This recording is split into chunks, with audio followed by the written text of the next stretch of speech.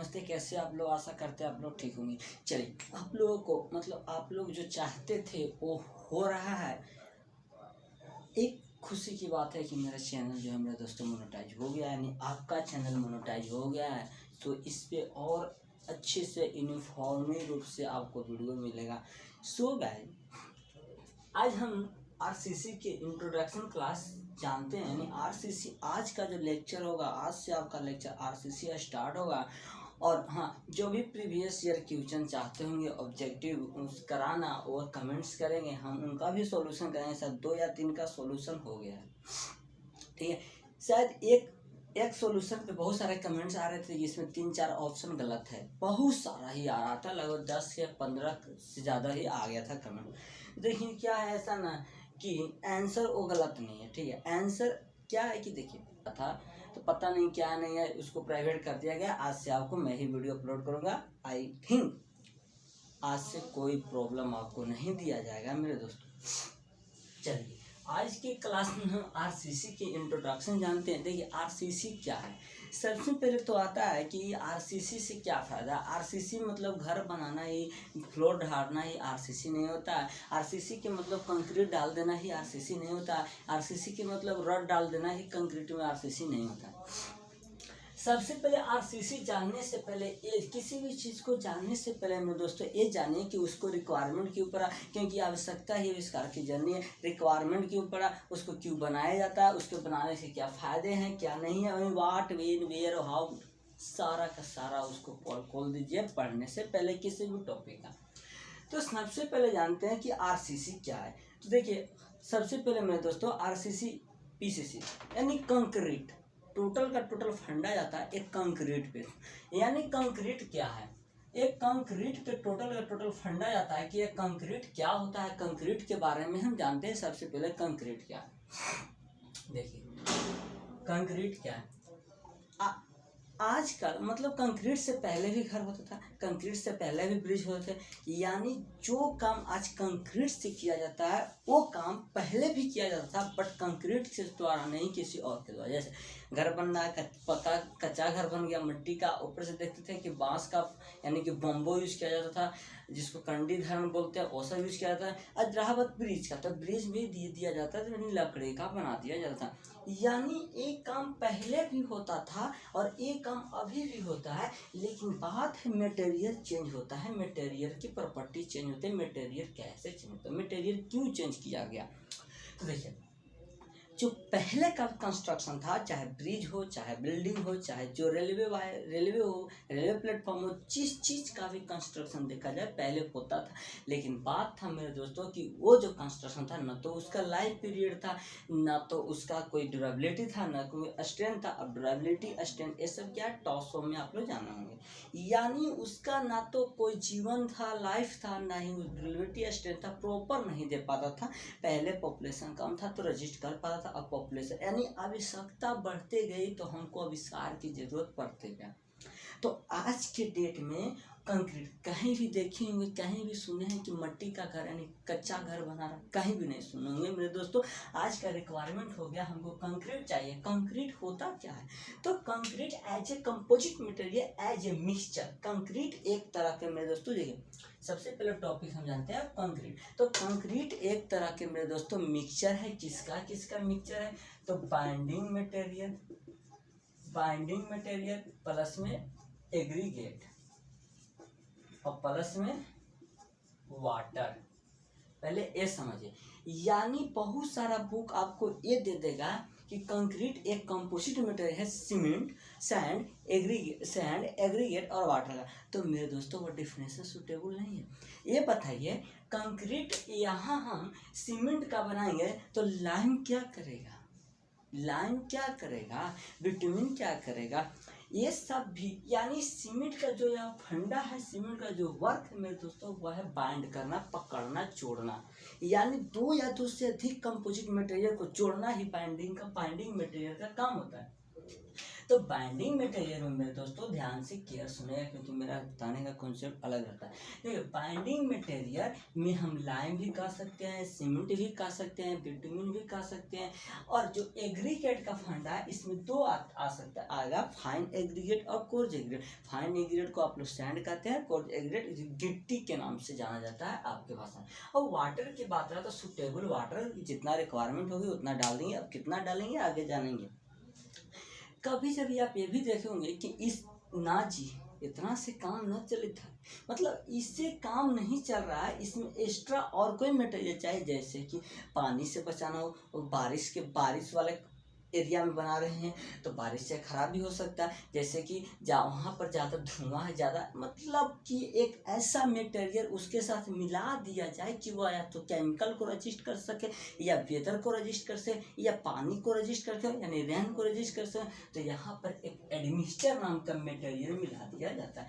अरे क्या है एडमिक्सचर, सब आगे जानेंगे, आप टेंशन मत लीजिए। फिलहाल ये समझिए concrete as a composite material binding और मटेरियल एग्रीगेट और वाटर का मिश्रण है। अब बात आता है मेरे दोस्तों कि ठीक है सर कंक्रीट तो बन गया। अब कंक्रीट बन गया सर, तो कंक्रीट, अब देखिए यह कंक्रीट जो दो भाग में डिवाइड कर दिया गया, समझिए इस बात को। ये जो कंक्रीट बन के रेडी हुआ मेरे दोस्तों, इस कंक्रीट को दो भाग में डिवाइड कर दिया गया। एक कंक्रीट पीसीसी के नाम से जाना जाता है, एक कंक्रीट आरसीसी के नाम से जाना जाता है। और what is different between PCC and RCC? Concrete, ठीक है, देखिए हमको रिक्वायरमेंट पड़ा कंक्रीट के, अब कंक्रीट बना लिए। यानी जैसे जैसे मानव को 1650 ग्राम का दिमाग डेवलप होते गया, वैसे वैसे मानव खोजते गया। आज के जनरेशन को क्या हो गया, तुम लोग कुछ खोजते हो, बताते जो है वो समझते नहीं हो। फिजूल के कमेंट्स करने में बहुत मजा आता है क्या। देखिए कंक्रीट को दो भाग में डिवाइड कर दिया गया। कंक्रीट को दो भाग में डिवाइड कर दिया मेरे दोस्तों, पीसीसी और आरसीसी। पीसीसी का फुल फॉर्म होता है प्लेन सीमेंट कंक्रीट, आरसीसी का मतलब होता है रेनफोर्समेंट सीमेंट कंक्रीट। समझिए मेरे बातों को, यानी पीसीसी के मतलब होता है प्लेन सीमेंट कंक्रीट, आरसीसी का मतलब होता है रेनफोर्समेंट सीमेंट कंक्रीट। एंड जी आपको माइंड में एक प्रॉब्लम क्रिएट होगा, सर तब तो इसका मिश्रण क्या आ गया। चलिए टाइप देखिए प्लेन सीमेंट कंक्रीट। अच्छा जब हमको प्लेन, देखिए वह हर एक काम हो सकता है जो आरसीसी करता है वो पीसीसी करेगा, सिवाय एक को छोड़ के। यानी देखिए जहाँ पर जिस स्थान में आरसीसी का यूज होगा उसी स्थान में पीसीसी का यूज होगा। यानी जिस स्थान में आरसीसी का हम यूज कर सकते हैं उस स्थान पर पीसीसी का भी यूज कर सकते हैं। तो बात आता है कि जब इससे काम चलिए जा रहा था तो ई कम्मा का करने की जरूरत था। मतलब हमको 5 रुपया से काम चल जा रहा है तो हमको 10 रुपया खर्चा करने का जो, मतलब हमको फ्री में पढ़ाई मिल रहा है तो हमको पैसा लगाकर पढ़ने का जो, जैसे तुम लोग के हाल है। तो कहने का मतलब यह है कि जब इससे काम नहीं बना तो इसका रिक्वायरमेंट बढ़ गया। चलिए रिक्वायरमेंट क्या है हमें समझते हैं। यानी पीसीसी जो प्लेन सीमेंट कंक्रीट है मेरे दोस्तों, यह भी एक तरह के कंक्रीट ही है, लेकिन बात है जो ये कंपोजिट मटेरियल सीमेंट देखिए बाइंडिंग मटेरियल बोला जाता है, लेकिन बाइंडिंग मटेरियल के रूप में यहाँ पर सीमेंट यूज किया जाता है। तो फिर से समझिए, यहाँ पर बाइंडिंग मटेरियल के रूप में सीमेंट यूज किया जाता है ताकि कंक्रीट बनाया जा सके, सुटेबल कंक्रीट, क्योंकि सीमेंट में ऐसा प्रॉपर्टी है जो कि अदर बाइंडिंग मटेरियल में प्रॉपर्टी नहीं है। क्ले भी एक तरह के बाइंडिंग मटेरियल है, ये सीमेंट के तुलना में बाकी जितने भी बाइंडिंग मटेरियल है सबका जो प्रॉपर्टी है बहुत ही कम है। अब प्रॉपर्टी क्या है आगे हम सब जानेंगे, फिलहाल अभी ये जानिए कि पीसीसी में बाइंडिंग मटेरियल के रूप में सीमेंट का यूज करते हैं। यानी यह एक कंपोजिट मटेरियल है सीमेंट, एग्रीगेट और वाटर का। अब बात आता है कि पीसीसी, जहाँ पर मान लीजिए नहीं, जो यह कंक्रीट है मेरे दोस्तों, ये जो कंक्रीट है यह कंप्रेसिव में बहुत स्ट्रॉन्ग है, यानी कंप्रेसिव लोड को रजिस्ट करने में बहुत ही ज़्यादा सक्षम होता है कंक्रीट। जैसे कि कंक्रीट का एक ब्लॉक है मेरे दोस्तों और इस पर जो कंप्रेस कर रहा है तो यह कंप्रेस नहीं होगा, लेकिन हाँ इसको जब तानेंगे, टेंडेंस मिलाएंगे तो यह तना जाएगा। यानी टेंशन में कंक्रीट वीक होता है, कंप्रेशन में कंक्रीट बहुत ही स्ट्रॉन्ग होता है। ये सब प्रॉपर्टी पीसीसी में था। तो अब बात आता है कि बहुत सारा ऐसा सिचुएशन है में, जैसे ब्रिज हो गया तो ब्रिज को दबाया नहीं जा सकता, उसको तना देता है। मतलब देखते हैं कि वायर का ब्रिज बना दिया गया। देखिए अभी जो है राजगीर में ग्लास का ब्रिज बना दिया, तो अगर उसमें टेंशन प्रॉपर्टी नहीं रहेगा मेरे दोस्तों, बीम को ढाल रहे हैं, बीम पे लोड आ रहा है, तो बीम को इस तरह से फैलाएगा, चाहे टेम्परेचर की वजह से, चाहे वह किसी भी अन्य रीजन से बीम को फैलाने का कोशिश करा, तानने का कोशिश करा, तो उस समय तो बीम खत्म। और पता चला कभी जब आप छत्ता पे बैठे हुए थे, छत्ता पर बैठे हुए हैं और सडनली ऐसे पता चला, क्या सडनली छत्ता पर बैठे हुए पता चला कि हम अथी हो गए। मतलब क्या, मतलब उसमें छत्ता में रड आरसीसी सॉरी रेनफोर्समेंट नहीं दिया गया छत्ता में, और पता चला कि कंक्रीट एक बैग सेटल और डाउन कर गया, आप गिर जाएंगे, बस समझ रहे। उसके बाद क्या होगा। तो ये सबसे बचने के लिए यानी हम रेनफोर्समेंट यूज करते हैं। और हाँ, हम जो बहुत सारे बुक में गलत डिफिनेशन दिए हुए मेरे दोस्तों, उस गलत डिफिनेशन से बच्चे क्या बोलता है कि आरसीसी एक कंपोजिट मटेरियल है, किसका भाई, तो सीमेंट और स्टील, सीमेंट और रेनफोर्समेंट ऐसे बोलता है। तो स्टील और रेनफोर्समेंट का मतलब नहीं है मेरे दोस्तों टेंडेंस वायर होना चाहिए, टेंशन वायर होना चाहिए, टेंशन मटेरियल होना चाहिए। यानी जिस आरसीसी एक कंपोजिट मटेरियल है, सीमेंट यानी बाइंड, फिर से समझिए, सीमेंट ही नहीं, binding any types of binding material, लेकिन सब बाइंडिंग मटेरियल में एक सुटेबल है सीमेंट, ठीक है। तो आरसीसी एक कंपोजिट मटेरियल है, किसका भाई, binding material as for cement, ठीक है। उसके बाद स्टील, बात आता है यानी रड, सरिया जिसको बोलते हो, वाटर, ये सब मिला देंगे, वो सब बात की बात है।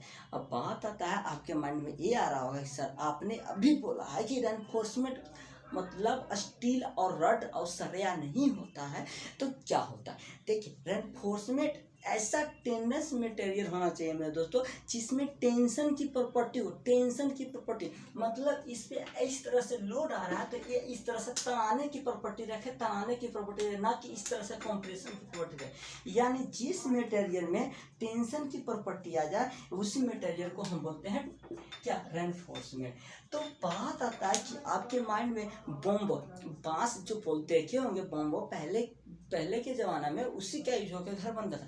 बॉम्बो को इस तरह से तरिएगा, इस तरह से तानिएगा तो बॉम्बो भी तनाता है। यानी बॉम्बो भी टेंशन मटेरियल, एल्युमिनियम भी टेंशन मटेरियल है, कॉपर भी टेंशन मटेरियल है, स्टील विथ कॉपर मटेरियल। लेकिन ये सब कॉपर मटेरियल में कहीं ज़्यादा बेटर स्टील का होता है। एक्सपेंशन बोलिए यानी थर्मल कोएफिशिएंट 12×10⁻⁶ पर सेंटीग्रेड होता है। ये तो हो गया पहला रीजन कि यह कंक्रीट आरसीसी में स्टील का यूज करते हैं। अब दूसरा रीजन, पहला रीजन के सब टेंशन मटेरियल में ज़्यादा बेटर क्वालिटी, ज़्यादा बेटर स्ट्रेंथ, टेंसाइल स्ट्रेंथ देने की कोशिश करता है।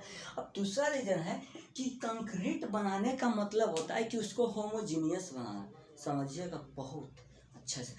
कंक्रीट बनाने का मतलब होता है उसको होमोजीनियस बनाना, यानी एक फॉर मिक्सचर बना देना जिसमें कोई भी इंग्रेडिएंट खाली ना रहे, वाइट्स खाली ना रहे, तो होमोजीनियस बनाना इसका मेन मकसद होता है। तो मान लीजिए जी स्टील और सीमेंट के बना रहे थे और स्टील और कंक्रीट बना रहे थे, तो स्टील का कुछ और थर्मल एक्सपेंशन और कंक्रीट का कुछ और थर्मल एक्सपेंशन, तो वो तो डिस्ट्रीब्यूट हो जाएगा, यानी वो होमोजीनियस नहीं होगा। और होमोजीनियस नहीं, कंक्रीट का सबसे मेन पर्पस होता है उसको होमोजीनियस बनाना।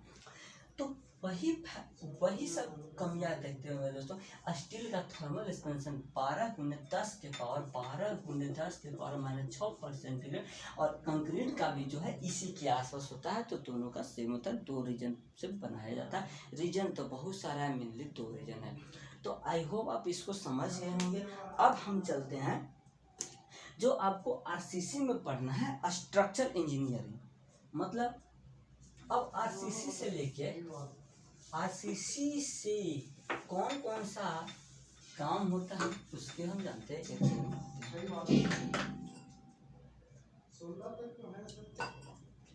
चलिए देखिए, अब हम जानते हैं मेरे दोस्तों कि इस आरसीसी इस पीसीसी से कौन कौन सा काम करते हैं। जनरली अब हम आरसीसी के बारे में ही जानेंगे, ठीक है, क्योंकि हम आरसीसी जो है रेनफोर्समेंट सीमेंट कंक्रीट जो है, जिसको हम डिजाइन ऑफ स्टील स्ट्रक्चर के नाम से, सॉरी जिसको हम डिजाइन ऑफ स्टील यानी आरसीसी। देखिए आरसीसी एक सिलेबस ही पढ़ना है हम लोग को। अब इस चैप्टर में खाली यानी इस सिलेबस में इस सब्जेक्ट में केवल के केवल आरसीसी जानेंगे, वो सब बेसिक था हमने बता दिया। अब आगे की बात आगे करते हैं, ठीक है। पढ़ा करो यार, कैसे कैसे इंसान मन करता है चिंता तुम लोग कथी करते हो, पढ़ा नहीं करते हो। इतना देखो तो कितना पसीना बहा के तुम लोग के लिए हम पढ़ा रहे हैं, तुम पढ़ते नहीं हो। चला एसी भी काम नहीं कर रहा, इतना गर्मी तब पर भी नहीं, क्या है यार। देखो अब बात आता है कि आरसीसी में हम स्ट्रक्चर का डिजाइन करेंगे, जो कि हमें जानना है स्ट्रक्चर, यानी आरसीसी में स्ट्रक्चर के बारे में जानना है। तो देखिए स्ट्रक्चर यानी कि स्ट्रक्चर मतलब कोई भी बिल्डिंग, कोई भी यानी कोई भी कंस्ट्रक्शन का कंपोनेंट, चाहे ब्रिज का हो, चाहे वो पायर हो, चाहे कॉलम हो, चाहे आरसीसी रूफ हो, चाहे स्लैब, मतलब एनीथिंग, ठीक। यानी उस स्ट्रक्चर, अच्छा ये बताइए किसी भी चीज़ को बनाने के लिए हमको दो चीज़ का रिक्वायरमेंट होता है कि हम उसको बनाए कैसे, और बनाने के लिए हमको चाहिए रिक्वायरमेंट डाटा, कि डाटा क्या चाहिए। क्योंकि देखो जब भी आप बिल्डिंग, जब भी आप किसी कंस्ट्रक्शन को बनाते हैं तो उसके लिए एक एस्टिमेटिंग होना चाहिए, या उसके लिए एक डिजाइन होना चाहिए, या उसके लिए रिक्वायरमेंट डाटा होना चाहिए, कितना लेंथ, कितना ब्रेथ, कितना सुटेबल डायमेंशन, ये सब होना चाहिए। तो किसी भी स्ट्रक्चर को बनाने के लिए मेरे दोस्तों दो चीज की रिक्वायरमेंट होती है। पहला तो हमको चाहिए एनालिसिस और दूसरा चाहिए हमको डिजाइनिंग। यानी कहने डिजाइनिंग यानी कोई भी स्ट्रक्चर को बनाने के लिए हमें दो चीज़ की रिक्वायरमेंट होती है, एनालिसिस और designing. How to different between analysis and designing, बहुत आप लोगों ने सेमेस्टर में प्रमोट किया, बताइए। देखिए चलिए फिर समझ गया, बता दीजिए। देखिए एनालिसिस और डिजाइनिंग में यह अंतर होता है कि एनालिसिस के मतलब होता है कि आपको डिजाइन कर दिया गया है, डिजाइन आपका प्रिपेयर है, आपको उसका वैल्यू को निकालना है। एनालिसिस के मतलब होता है कि कोई भी कंस्ट्रक्शन आपके सामने ऐसे रखा हुआ है बन के, उसको आप उसका वैल्यू को निकालना है कि यह कितना दिन चलेगा, कितना दिन ड्यूरेबिलिटी है, कितना इसका लेंथ है, कितना ब्रेथ है, सारा का सारा रिक्वायरमेंट डाटा उसको निकालना है, एनालिसिस के अंतर्गत होता है। बात आता है कि डिजाइनिंग क्या है। तो देखिए डिजाइनिंग के मतलब होता है कि आपको सारा का सारा डाटा दे दिया गया है, लेंथ कितना है, ब्रेथ कितना है, लाइफ टाइम कितना है, सरिया कितना डालेंगे, स्टील कितना, कंक्रीट कितना, सीमेंट, सारा का सारा रिक्वायरमेंट डाटा आपको दे दिया गया है मेरे दोस्तों। उस रिक्वायरमेंट डाटा के थ्रू आपको ये क्या करना है, बनाना है। सो डिफाइन बिटवीन एनालिसिस और डिजाइनिंग। बात आता है कि एनालिसिस हम इस आरसीसी के अंतर्गत सिर्फ और सिर्फ इसको पढ़ेंगे, डिजाइनिंग को। यानी इस आरसीसी के अंतर्गत हम मेरे दोस्तों, इस आरसीसी के अंतर्गत हम डिजाइनिंग पढ़ेंगे। तो एनालिसिस कब पढ़ेंगे, तो एनालिसिस आप लोगों ने टॉस और सोम में पढ़ा होगा। टॉस में होता है थ्योरी ऑफ स्ट्रक्चर, सोम में होता है स्ट्रेंथ ऑफ मटेरियल, कितना परसेंट इसको मटेरियल ऑफ स्ट्रेंथ बोलते हैं। यानी टॉस और सोम में एनालिसिस जानेंगे, जो कि आप लोग जान लिए होंगे, हम मान के चलते हैं कि आप जान लिए। क्या कैसे कैसे बालक यार फालतू की कमेंट्स करते रहते, मतलब शर्म है कि नहीं, पढ़ने या खिलवाड़ी करते हो तुम। चलो डिजाइनिंग के अंतर्गत आरसीसी का नाम जानेंगे। बात आता है मेरे दोस्तों कि इस एनालिसिस में हम क्या क्या रिक्वायरमेंट डाटा होता है उसके बारे में जानते हैं। देखिए डाटा तो बहुत सारे होते हैं, अरे मेरे भाई डाटा तो बहुत सारे होते हैं, लेकिन उस डाटा में मेन इम्पोर्टेंट डाटा होता है। जैसे तुम लोगों ने बहुत सारे गलतियाँ किए होंगे, तो क्या सभी गलतियाँ पर जेल हो जाता है, सभी गलतियाँ पर फांसी हो जाता है, सभी गलतियाँ पर केस हो जाता है? नहीं, उसमें भी कुछ इम्पोर्टेंट केस होते हैं, इम्पोर्टेंट अच्छी होते हैं, गलतियाँ होते हैं जिसकी वजह केस होता है। तो चलिए इस स्ट्रक्चर में हम एनालिसिस जो करेंगे, एनालिसिस में हम क्या क्या निकालेंगे और डिजाइनिंग में हम क्या क्या निकालेंगे उसके बारे में हम जानते हैं। इस एनालिसिस में सबसे पहले हम जो निकालेंगे मेरे दोस्तों, वो निकालेंगे इक्विलिब्रियम। इक्विलिब्रियम क्या है अभी लिखने दीजिए, हम सब बताएंगे आपको। इक्विलिब्रियम और दूसरा जो है मेरे दोस्तों इक्विलिब्रियम, उसका कंपैटिबिलिटी और एनर्जी। इक्विलिब्रियम और कंपैटिबिलिटी का इक्वेशन, कंपैटिबिलिटी इक्वेशन, और अगला जो है एनर्जी। और इस डिजाइनिंग की अगर बात करें तो डिजाइनिंग में हमको देखना है